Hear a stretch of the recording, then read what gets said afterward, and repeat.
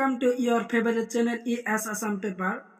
তোমালোকৰ আগত লৈ আহিছো BA second semester or subject political science or core course or chapter 3 ৰ question answer আলোচনা কৰিম।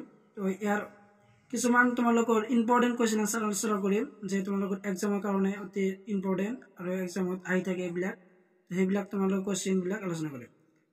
তো তোমালোকৰ question মাৰ্ক হব অন মাৰ্কৰ তো ইয়া আছিল তোমালোকৰ question answer যে question number 2 হল 1 ভাৰতীয় সংসদৰ সদন কেইখন তো ইয়াৰ আনসাৰটো হল দুখন ভাৰতীয় সংসদৰ সদন আৰু question number 2 ভাৰতীয় সংসদৰ সদন দুখন কি কি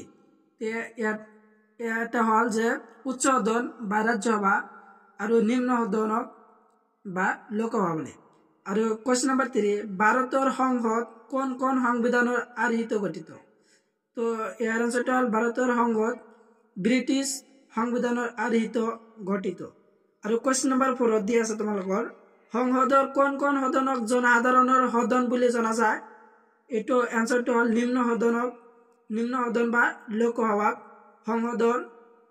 সদনক জনসাধাৰণৰ সদন বুলি জনা যায় আৰু question number 5 যে ভাৰতৰ সংসদৰ স্থায়ী সদনখন কি তো ইয়াৰ আনসাৰটো হল ৰাজ্যসভা ভাৰতৰ সংসদৰ স্থায়ী সদনখন আৰু question number 6 বৰ্তমান উচ্চ সদন ৰাজ্যসভাৰ সদস্য সংখ্যা কিমান তো এৰ আনসাৰটো হল যে 250 জন বৰ্তমান উচ্চ সদনৰ ৰাজ্যসভাৰ সদস্য সংখ্যা আৰু question number 7 ৰাজ্যসভাৰ অধিৱেশনত কোনে সভাপতিত্ব কৰে তো এৰ আনসাৰটো হল উপৰাষ্ট্ৰপতিয়ে ৰাজ্যসভাৰ অধিৱেশনত সভাপতিত্ব কৰে আৰু question number 8 ৰাজ্যসভালৈ ৰাষ্ট্ৰপতিয়ে সৰ্বাধিক কেইজন প্ৰতিনিধি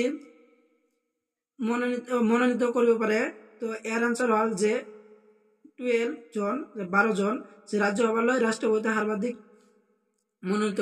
প্ৰতিনিধি মনোনীত কৰিব পাৰে 12 জন আৰু question number 9 সংসদৰ যুটীয়া অধিৱেশনত কোনে সভাপতিত্ব কৰে তো এৰ আনসাৰ হল লোকসভাৰ অধ্যক্ষই সংসদৰ যুটীয়া অধিৱেশনত সভাপতিত্ব কৰে আৰু question number 10 বৰ্তমান নিম্ন সদন লোকসভাৰ সদস্য সংখ্যা কিমান বৰ্তমান নিম্ন সদনৰ লোকসভাৰ সদস্য হল 545 জন আৰু question number 11 লোকসভাৰ নিৰ্বাচনত প্ৰতিনিধিত্ব কৰা প্ৰাৰ্থী এজনৰ বয়স কিমান হ'ব লাগিব তো এৰ আনসাৰটো হল যে 25 বছৰ হ'ব লাগিব লোকসভাৰ নিৰ্বাচনত প্ৰতিনিধিত্ব কৰাৰ কাৰণে আৰু question number 12 ৰাজ্যসভাৰ সদস্য এজনৰ নিম্নতম বয়স কিমান 30 বছৰ হ'ব লাগিব 30 বছৰ হ'ব লাগিব যে ৰাজ্যসভাৰ সদস্যৰ এজন নিম্নতম বয়স আৰু question number 30 লোকসভাত কেন্দ্ৰীয় শাসিত অঞ্চলৰ পৰা থকা মুঠ সদস্য সংখ্যা কিমান 20 জন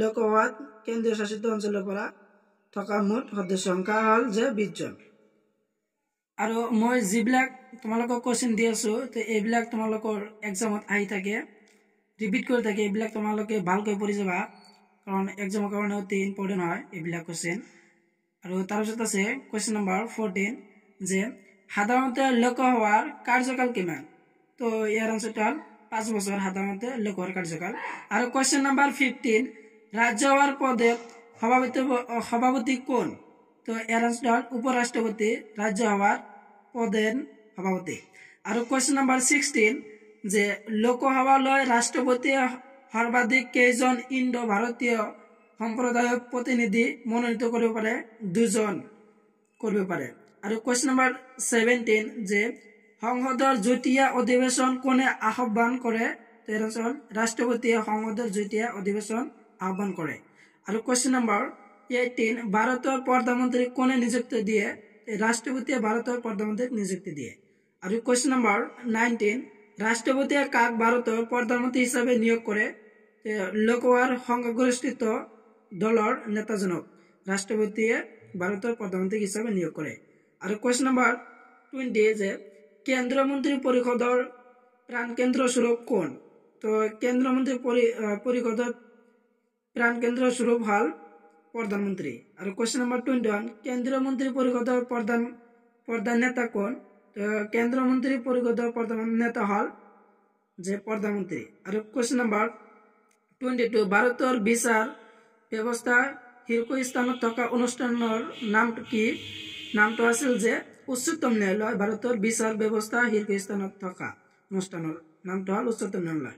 আৰু কুৱেশ্যন নম্বৰ 23, উচ্চতম ন্যায়ালয়ৰ ন্যায়াধীশক কোনে নিয়োগ কৰে? ৰাষ্ট্ৰপতিয়ে উচ্চতম ন্যায়ালয়ৰ ন্যায়াধীশক নিয়োগ কৰে। আৰু কুৱেশ্যন নম্বৰ 24, উচ্চতম ন্যায়ালয়ৰ ন্যায়াধীশসকলৰ অৱসৰৰ সময় কিমান? অৱসৰৰ সময় হ'ল যে 65 বছৰ। আৰু কুৱেশ্যন নম্বৰ 25, ভাৰতৰ ন্যায়িক সক্ৰিয়তা আৰম্ভ কেতিয়াৰ পৰা হৈছিল? 1985 চনৰ পৰা আৰম্ভ হৈছিল ভাৰতৰ ন্যায়িক সক্ৰিয়তা। আৰু কুৱেশ্যন নম্বৰ 26, যে আমোলাতন্ত্ৰ শব্দটোৱে দুটা অৰ্থ প্ৰকাশ কৰে, এটা হ'ল প্ৰশাসনিক কৰ্মপদ্ধতি আৰু আনটো কি? ইয়াৰ আনচাৰটো হ'ল যে প্ৰশাসনিক গোষ্ঠী, আনটো হ'ল প্ৰশাসনিক গোষ্ঠী। এইবিলাক তোমালোকৰ কুৱেশ্যন অতি গুৰুত্বপূৰ্ণ, তোমালোকে ভালকৈ চাই যাবা এক্সামৰ কাৰণে। আৰু তাৰপিছত আছে কুৱেশ্যন নম্বৰ 28, লোক প্ৰশাসনত আমোলাতন্ত্ৰক কি হিচাপে ব্যৱহাৰ কৰা হয়? এটা সংগঠনৰ আৰ্হি হিচাপে লোক প্ৰশাসনত আমোলাতন্ত্ৰক হিচাপে ব্যৱহাৰ কৰা হয়। আৰু তোমালোকৰ কুৱেশ্যন নম্বৰ 29ত দিয়া আছে যে খালী ঠাই পূৰণ কৰা। তো খালী ঠাই পূৰণ কৰিবলৈ কৈছে, ইয়াত বহুকেইটা দিয়া আছে, তো তোমালোকে স্ক্ৰীনশ্বট মাৰি ল'বা, নহ'লে বহীত লিখি লোৱা। তো ইয়াত 4টা দিয়া আছে কুৱেশ্যন খালী ঠাই পূৰণ কৰা। আৰু তাৰপিছত আছে তোমালোকৰ কুৱেশ্যন নম্বৰ 30 দিয়া আছে। কুৱেশ্যন নম্বৰ 30 যে শুদ্ধ আৰু অশুদ্ধ বিচাৰ কৰা। তো ইয়াত তোমালোকৰ 5টামান দিয়া আছে, তো এই 5টা তোমালোকে চাই লোৱা। এইবিলাক তোমালোকৰ এক্সামৰ কাৰণে অতি দৰকাৰী হয়, তো তোমালোকে এইবিলাক চাই যাবা, এক্সামৰ কাৰণে ইম্পৰ্টেণ্ট হয়, এক্সামৰ কাৰণে আহিব পাৰে। আৰু কুৱেশ্যন নম্বৰ 31ত দিয়া আছে শুদ্ধ উত্তৰ বাছি লোৱা। তো ইয়াৰ আছে তোমালোকৰ 4টা কুৱেশ্যন দিয়া আছে, তো এইবিলাক তোমালোকে ভালকৈ চাই যাবা। এইবিলাক তোমালোকৰ আহি থাকে এক্সামত, ৰিপিট আহি থাকে এক্সামত, তোমালোকে ভালকৈ চাই যাবা। তো আজিৰ ভিডিঅ' এইখিনি আছিল। তো সম্পূৰ্ণ ভিডিঅ' চাই থকাৰ বাবে তোমালোকক ধন্যবাদ।